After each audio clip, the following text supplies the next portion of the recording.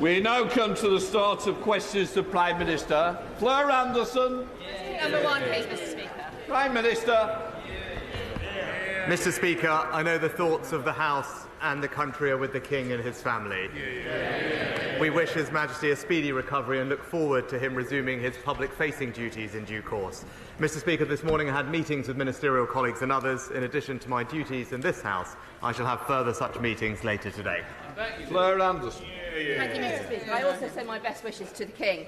Last week, the Foreign Secretary said that we, with allies, will look at the issue of recognising a Palestinian state so that the Palestinian people can see irreversible progress towards a two-state solution. But afterwards, it was briefed that these words had not been signed off by Number 10. Does the Prime Minister agree with his Foreign Secretary? Prime Minister. Mr. Speaker, our long-standing position has been that we will recognise a Palestinian state at a time that is most conducive to the peace process. But the most important thing is we are committed to that two-state solution and working with our allies to bring it about.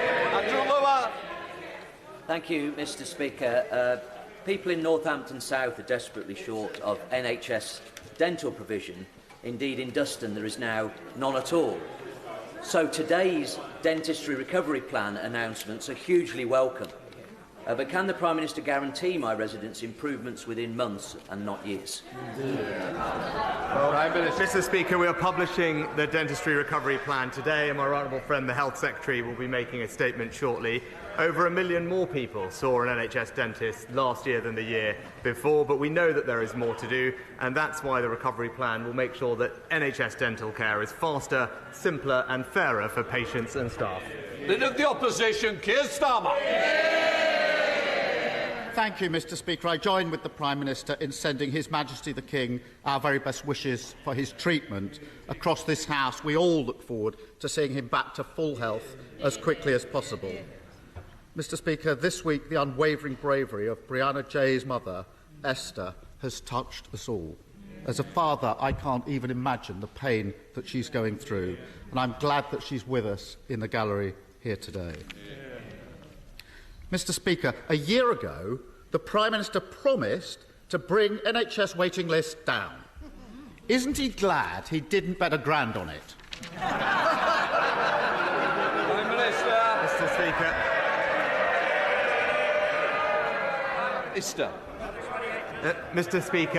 Mr. Speaker, at least I stand by my commitments.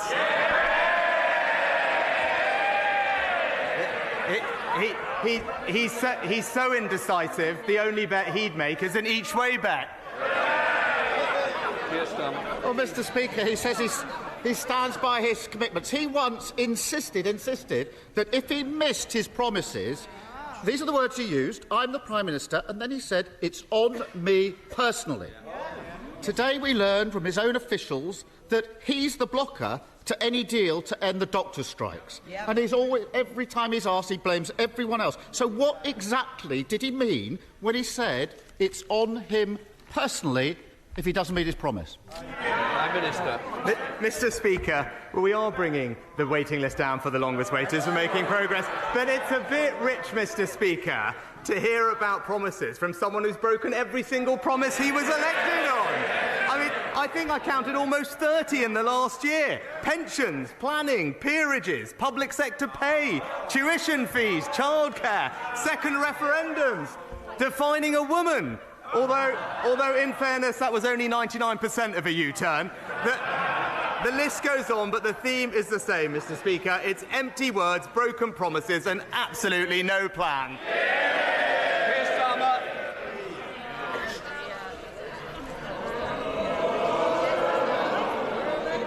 Of all the weeks to say that, when Brianna's mother is in this chamber, shame, parading as a man of integrity when he's got absolutely no responsibility. Absolute. Of all. Either side. I think the member's getting carried away. Can I just say that our constituents want to hear the questions and they certainly want to hear the answers. They don't want to hear organised barracking. So please, I want no more. Keir Starmer. I think the role of the Prime Minister is to ensure that every single citizen in this country feels safe and respected. It's a shame the Prime Minister doesn't share that. I welcome the fact that he's finally admitted that he's failed on waiting lists in the NHS. I also welcome that he's finally acknowledged the crisis in NHS dentistry. He's calling it a recovery plan after 14 years of Tory government. What exactly does he think the NHS dentistry is recovering from? Prime Minister. As ever, Mr. Speaker, he seems to convene. Certainly not have enough of the front bench either. Please, I want to hear it. The election fever, I'm hoping, is not coming tomorrow, so let's not behave as though it is. Prime Minister.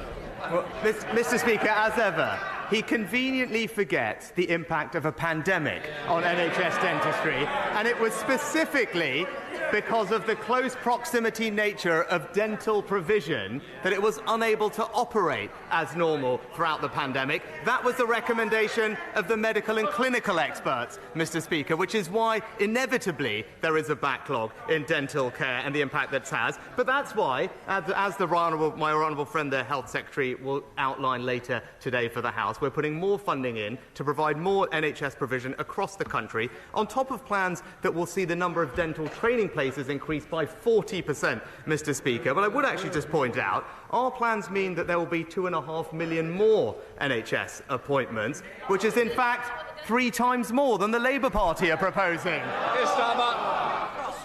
Mr. Speaker, there are some areas in the country where you literally can't have an NHS dentist, and he says that's down to COVID.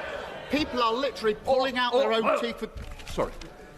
Can I just say, I don't need any more off this front bench either. Do we understand each other?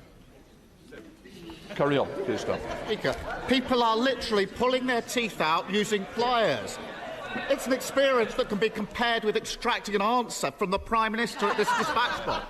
The truth is, after 14 years of neglect, this recovery plan is just a desperate attempt to try to recover back to square one. If he wanted to move forward, he should follow Labour, scrap the non-dom tax status, use the money to fund 2 million more hospital appointments every year. But, Mr. Speaker, the Prime Minister is oddly reluctant to follow us on this. What exactly is so special about this tax avoidance scheme that the Prime Minister prioritises it above the NHS? Well, Mr. Speaker, let's look at that record. We've, in the NHS, record funding, record doctors and nurses, record number of appointments, higher cancer survival rates. But what's happening under Labour's watch in Wales, Mr. Speaker? Let's have a look. A fifth of people in Wales are currently on a waiting list. Waits of 18 months or more are 10 times higher than that in England, and people are waiting twice as long for an operation. Their failure has sent the Welsh NHS back to square one, and will never let them do that here. Keir Starmer. Mr. Speaker, when he admitted that he'd failed on waiting lists, I actually thought that we might be entering a new era of integrity, professionalism and accountability. Remember that one? But just like all the other relaunches, it's proved to be a false dawn, still blaming everyone else, still removed from reality. It's very simple. You can either back more NHS appointments or more tax avoidance. We know what side we're on. Why doesn't he? Mr. Speaker, the best way to ensure that we continue to fund the NHS, as we have, is not to make £28 billion of unfunded spending commitments. And just this morning, independent Treasury officials have published a formal costing of just one part of their eco-promise, their insulation scheme, and it turns out that it will cost double what they had previously claimed. Not the £6 billion that Labour accounted for, but £13 billion every single year. It's now crystal clear they have absolutely no plan, but we all know how they're going to fund that gap. More taxes on hard-working people. Keir Starmer. Mr. Speaker, this is Mr. 25 tax rises. He's literally the country's expert on putting taxes up, and he thinks he can lecture everyone else on the economy. Last week, he and his MPs were laughing at someone whose mortgage had gone up £1,000 a month. This week, he's casually made a £1,000 bet in the middle of an interview. Last week, he thought even raising questions about the cost of living was, and I quote, resorting to the politics of envy. And this week, he's finally found the cause that he wants to rally around, the non-dom status. When he finds himself backing tax avoidance over NHS appointments, does he start to understand why his own MPs are saying he simply does not get what Britain needs? Prime Minister. Mr. Speaker, I'm not going to take any lectures about getting Britain from a man who thought it was right to defend terrorists, Mr. Speaker. But what we're doing is building a brighter future for our country. And just the last week, expanding healthcare in pharmacies. Today, expanding dental care. This week, helping millions with the cost of living. And most importantly, cutting national insurance. All while the Labour Party argue over 28 billion different ways to raise people's taxes. That's the difference between us. We're delivering a plan. They can't even agree on one. My constituents and I send our best wishes to the King and royal family. Mr. Speaker, despite the popular narrative, our economy is doing well, with an unemployment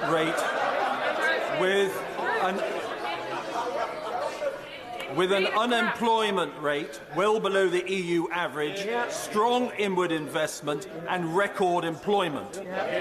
Taxes are higher than Conservatives would like, but does my right honourable friend agree that a key reason for this is that we rightly spent £400 billion on COVID support, including one of the most generous furlough schemes, in order to ensure that no one got left behind, and that it is our intention and instinct to lower taxes, unlike the parties opposite.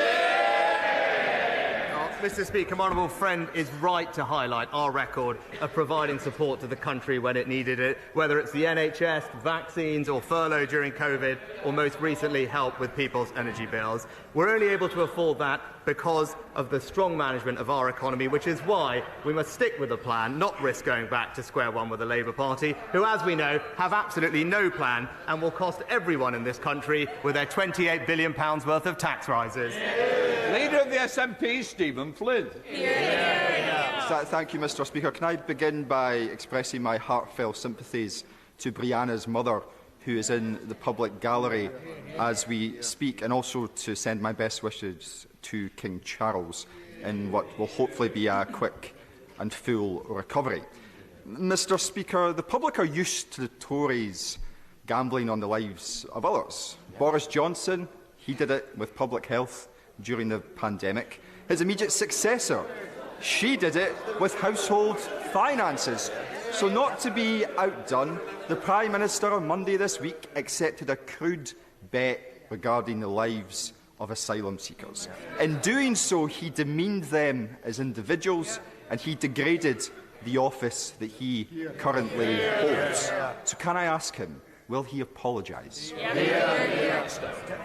Mr. Speaker, we may have a principal disagreement on this. I believe, and we believe, that if someone comes to this country illegally, they shouldn't be able to stay, they should be removed, and that's why we're committed to our Rwanda scheme. Stephen Flynn.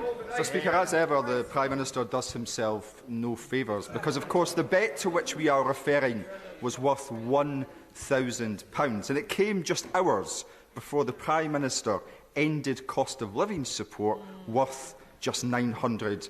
And his justification for doing so was that the cost of living crisis is easing.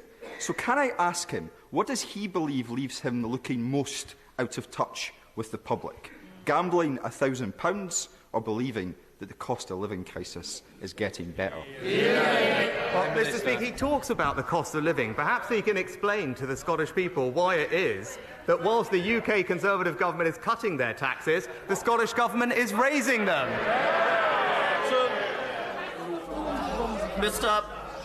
Mr. Speaker, the thoughts of the people of East Worthing and Shoreham are with His Majesty as well. The Archbishop of Canterbury has admitted that since taking office, the attendance at the Church of England has dropped by 15%. And in the 10 years to COVID, the number of baptisms in the Church of England has fallen from 140,000 a year to 87,000. So Christianity in the UK seems to be on the wane, unless apparently you are from a Muslim country in the middle of an asylum claim, and we are now told that 1 in 7 occupants of the BB Stockholm have suddenly become practising Christians.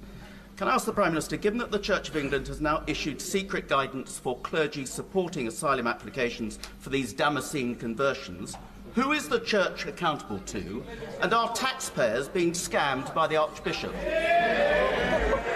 Mr. Speaker, when it comes to illegal migrants, we need to have a system whereby if someone comes here illegally, they shouldn't be able to stay. I can tell him that my right honourable friend, the Home Secretary, has asked for more information about the extent to which migrants converting to Christianity is playing a role in our asylum system, and more generally, under our Illegal Migration Act, anyone entering the UK illegally will not be granted asylum here. That's why we need to have somewhere to send them and why our Rwanda scheme is so important. The Labour Party have blocked these measures every single step of the way because they don't have a plan and they won't keep Britain safe. Sir Geoffrey Donaldson. Thank you, Mr. Speaker. Could I, on behalf of my party, extend our best wishes to His Majesty the King for a full recovery. Mr. Speaker, I want to thank the Prime Minister for his dedication and leadership in helping us to restore our place in the United Kingdom and its internal market and to revive our political institutions at Stormont. The Union is more secure as a result of our combined endeavours, and together we have greatly enhanced the potential to build a strong and prosperous economy that will help to cement our peace in Northern Ireland. Mr. Speaker, securing peace in an unstable world is vital for all of us. And therefore, will the Prime Minister examine the findings of a recent report by Policy Exchange that calls for Northern Ireland to play an even greater role in the defence of our nation? Prime Minister. Can I start by thanking and paying tribute to my honourable friend for his own leadership over the past few months. He and I agree that the Union is stronger for the return of devolution and the work that we've done. I'd be delighted to examine the findings of the report, and I've seen with my own visits the vital role that Northern Ireland is playing through the location of firms like Tallers and Harland and Wolff. But as he will know, I'm delighted in last week's command paper we specifically committed to examining how we can further bolster Northern Ireland's share of the UK defence sector, because it's another essential pillar of our precious economic union. Virginia Crosby. Mr. Speaker, does the Prime Minister know where the best site for large-scale new nuclear in the UK is? And will he commit to buying the Wilver site, now the only gigawatt site in Wales this year, and make sure it's progressed as soon as possible to meet our net zero and energy security needs and give the enormous boost to the Ynys Môn and North Wales economy? Prime Minister. As ever, my honourable friend is a fantastic champion for Wilfer and the nuclear industry. I can confirm to her that Wilfer is a candidate for the new nuclear site and one of a number of potential sites that could host civil nuclear projects. No decisions have been taken at present, but Great British Nuclear is working with the government to support access, and we're also developing a new national policy statement providing the planning framework for new nuclear power, and would very much welcome her and other contributions to that consultation. Stuart Malcolm MacDonald. Mr. Speaker, last year the Prime Minister and other senior ministers were given the conclusions of a government audit of research programmes at UK universities with links to the Chinese state. The audit flagged up hundreds of programmes of being at high risk of being used potentially by the CCP for military use and other applications in strategic and sensitive areas that are of high interest to an authoritarian regime such as China. A smaller proportion were judged to be extremely high risk. Despite that, the government has elected to do nothing about it. So will the Prime Minister confirm his personal knowledge of that report and explain to the House why no action is to be taken? These programmes have to be continued unimpeded. Mr. Speaker, we will continue to take a robust and proactive approach towards our relationship with China, rooted in the UK's national interest and values. And in fact, our National Security Act, which we passed last year, brings together vital new measures to protect our national security, and that includes creating a foreign influence registration scheme through the Act, which has been created to tackle specifically covert influence in the UK, and will continue to take all possible powers to keep the country safe. Two remarkably talented and enthusiastic individuals from Kettering, Becky Hurrell and Lindsay Atkins, have put together a really ambitious £2 million bid to repurpose the redundant Gala Bingo Hall site in Kettering High Street into a community arts, music, business and family hub, which would be simply transformative for Kettering Town Centre. Would my right honourable friend, the Prime Minister, please be kind enough to facilitate a meeting for us with the relevant culture and levelling up ministers, so we can explore how a combined community ownership fund and cultural development fund bid might get us across the line? Prime Minister. Well, can I thank my honourable friend for highlighting this exciting initiative, and also commend Becky and Lindsay for their campaigning. He'll know that our £150 million community ownership fund is there specifically to help safeguard small but much loved local assets, and indeed our cultural development fund, like the one he mentions, is there to support further cultural projects as well. I will ensure that he gets a meeting with the relevant minister to discuss these plans further, and wish him and his constituents all the best with this redevelopment project. Janet Davey. Thank you, Mr. Speaker. Data revealed by the Centre for Cities showed that after 14 years of Tory rule, towns and cities in every corner of our country have been levelled down, left behind and left out of pocket. On average, people are over £10,000 a year worse off because his party has failed on growth. When will the Prime Minister take responsibility for breaking Britain? Prime Minister. Mr. Speaker, in fact, what we're seeing is record investment in our towns across the UK, many of which were neglected by the Labour Party for decades, Mr. Speaker. But if we really care about levelling up, what we need to do is avoid saddling hard-working Britons with higher taxes, which is exactly what Labour's £28 billion green spending spree would do. Speaker, for 27 years, constituents across the Vale of Glamorgan and across the whole of Wales sadly have to wait longer to see a doctor, longer for an ambulance, longer at A&E and longer for an operation than patients in England. There are 24,785 patients in Wales waiting longer than 2 years for an operation. That number in England is 227. Does my right honourable friend agree that Aneurin Bevan will be turning in his grave on the fact that you can't trust Labour with the NHS? Well, Mr. Speaker, my right honourable friend is absolutely right. Whereas here in England we have a plan when it comes to education, where we're marching up the league tables, and we have virtually eliminated those waiting the longest amount of time. But in Labour-run Wales, as he said, education rates are falling and waiting lists over 18 months are more than 10 times higher than here in England. It's crystal clear we should stick to our plan for a brighter future and not go back to square one with Labour. Thank you, Mr. Speaker. According to Open Democracy this week, since 1999, at least 391 people have died at our borders. That is a rate, Prime Minister, of more than one man, one woman per month for 25 years.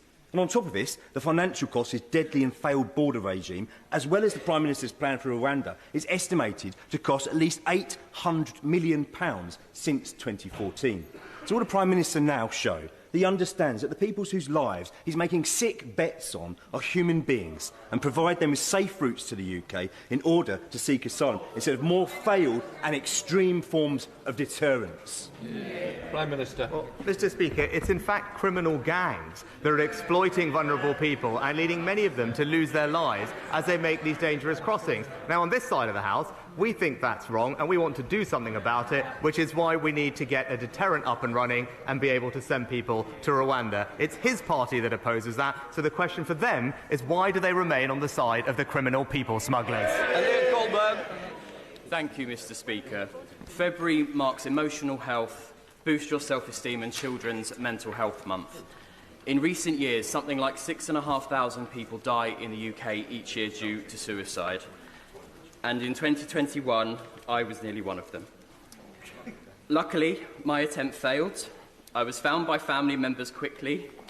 I received amazing care at St Helier and Springfield hospitals, didn't do any permanent damage, and was well looked after by the NHS in the months that followed. And I want to take this chance to say thank you to everyone who saved me, and sorry to my family and loved ones who I put through such an awful ordeal. In that moment, I felt alone and scared and like there was no way out, and that the world would be better off without me in it. But I don't recognise that man anymore. I know that nothing is ever really worth that. Help really is out there, and I'm pretty awesome. Does the Prime Minister agree that one death by suicide is one too many? And will he send a message from the dispatch box today that whatever you're going through, you are not alone, that help is out there, and better days lie ahead? Well, Mr. Speaker, I know the whole House will join me in commending my honourable friend for his bravery in sharing his story. And I can absolutely assure him that we take this issue incredibly seriously. The new suicide prevention strategy ensures that we will have the actions in place to reduce suicide over the next years, because we absolutely recognise the impact that it has on people, their families, and we should do everything we can to prevent that from happening. Liz Truss. Thank you, Mr. Speaker. And may I take the opportunity to ask the Prime Minister if he will consider apologising to Brianna Gray's mother for his insensitive comment. But turning to my question, the independent report into Teesworks, released last Monday, throws up more questions than it answers. And it's vital that we now have a National Audit Office investigation. The report was scathing and said there is insufficient transparency to offer evidence of value for money. Shouldn't the government lead by example, and will the Prime Minister finally release details of his conversations surrounding Teesworks, as he was asked to do twice last year? Minister. Mr. Speaker, I think the honourable lady was talking about the report in Teesworks, as far as I can see, and what that report noted was that the pace and scope of the regeneration had had a wide-reaching positive impact on the local economy, and of course it was an independent external report. It makes it clear that there's no evidence of corruption or illegality, and the government will of course respond to the recommendations in the report as soon as possible. Alicia Cairns. Speaker, can I give my heartfelt thanks to the Prime Minister for his support for our Melton, Harborough and Stamford villages following the recent devastating flooding. But tens of homes, farms and businesses in Rutland were also devastated. But our county is in effect excluded from ever receiving support in the future due to the arbitrary flaw that is currently put in place. Flood support should be based on the most affected or a percentage of population, but Rutland has to have 1,000th more flooding than next door Lincolnshire for us ever access support. So will my right honourable friend please give a meeting to me and the member for Swindon South to discuss this important issue? Prime Minister. Well, Mr. Speaker, of course, I extend my sympathies to all those impacted by the recent storms and flooding. We are investing record sums in flood defence across England, and the recovery support framework is in place for families and businesses in every area that have experienced exceptional flooding. I know that my honourable friend is in touch with DLUC ministers about how those schemes affect her constituency, but I'll ensure that she gets the correspondence and meetings that she needs to deliver for her local communities. Daisy Cooper. Thank you, Mr. Speaker. 2 weeks ago, I challenged the Prime Minister on his government's broken promise on building new hospitals by 2030, including in my own area. But now it seems that the government are downgrading existing hospitals too. Children and parents in Eastbourne will be forced to travel for miles if the proposed downgrade of the hospital's paediatric services goes ahead. Campaigners have asked the government to call in this disastrous plan. Will the Prime Minister agree? Prime Minister. Mr. Speaker, actually, we're investing record sums in improving hospital infrastructure across the country. In Eastbourne, in particular, spades are already in the ground to deliver an elective surgical hub, Mr. Speaker. And I know that there is local Liberal Democrat scaremongering about the future of services. But the local Conservative MP is doing a fantastic job engaging with her community and working with local health officials. Jenstings. Thank you, Mr. Speaker. Yesterday it was my huge pleasure to host the Aerospace Defence and Security Industry Apprenticeships event in Parliament, welcoming 2 apprentices from Collins Aerospace in Wolverhampton. Would he join me in National Apprenticeships Week for celebrating the opportunities apprenticeships can provide in the defence industry and also in our armed forces, who are all in our top 10 apprenticeship providers. My honourable friend is absolutely right to highlight the importance of our apprenticeship provision, which is providing young people with opportunities across the country, but particularly, as she says, in the defence and aerospace sector. And those plans are in stark contrast to those of the party opposite, who have caved into big business and are now proposing to halve the amount of apprenticeship funding and halve the number of apprenticeships. Kenny McCaskill. If Grangemouth refinery closes, Scotland will be the only major oil-producing nation without a refinery capacity. At a time of energy insecurity, is it not economic madness to allow a profitable plant to close? And is it not environmental madness to transship oil for refining and distribution across the growingly dangerous high seas?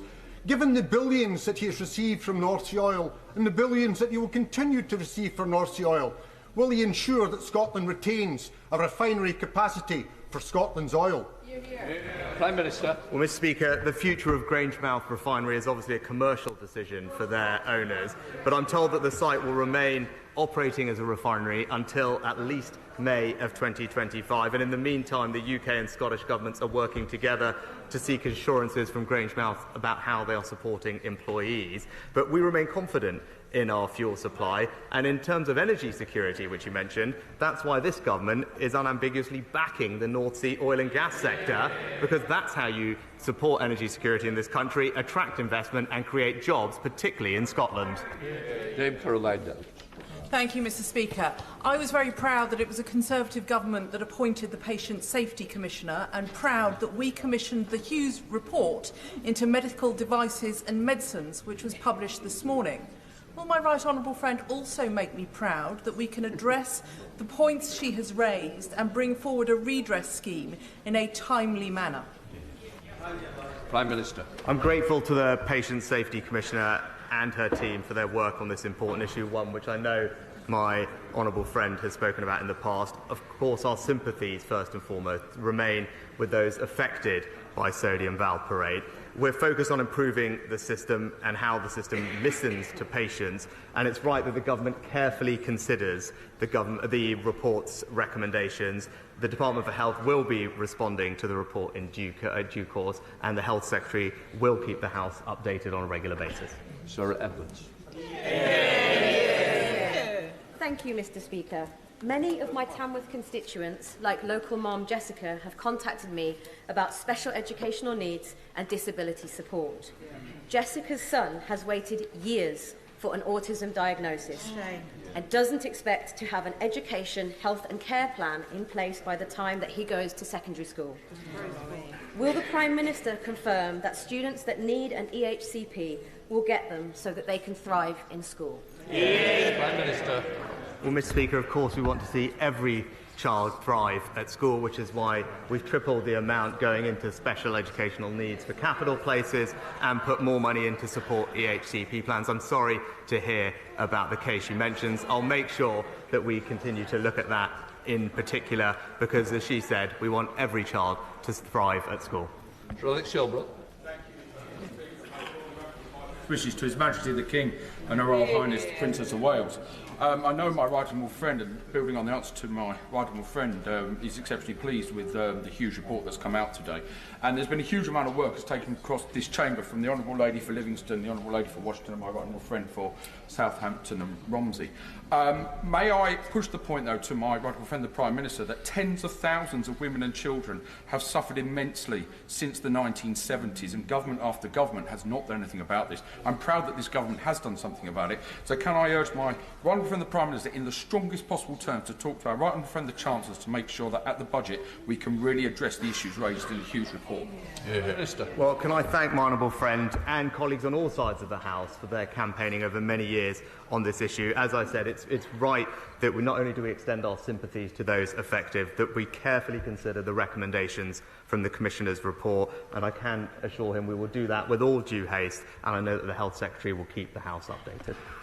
Final question, Vicky Foxcroft. Thank you, Mr. Speaker. Why did the Prime Minister downgrade the role of Minister for Disabled People? What message does he think this sends to them? And will he commit to reconsider this move and ensure the role is a Minister of State? And if not, will he agree to meet with me and disabled people's organisations and explain his reasoning? Prime Minister. Mr. Speaker, actually, the Minister for Disabled People is going to do a fantastic job because she passionately cares about this issue, and this government has a record to be proud of, whether it's supporting many more of those with disabilities into work, ensuring they can live independently, or making sure that children with complex disabilities have access to more changing places across the country, because those, Mr. Speaker, are the values of this Conservative government. And Mr. Speaker, I could just say also to Brianna Gray's mum, who is here, as I've said earlier this week, what happened was an unspeakable and shocking tragedy, Mr. Speaker. And as I said earlier this week, in the face of that, for her mother to demonstrate the compassion and empathy that she did last weekend, I thought demonstrated the very best of humanity in the face of seeing the very worst of humanity, and she deserves all our admiration and praise for that. That completes Prime Minister's questions.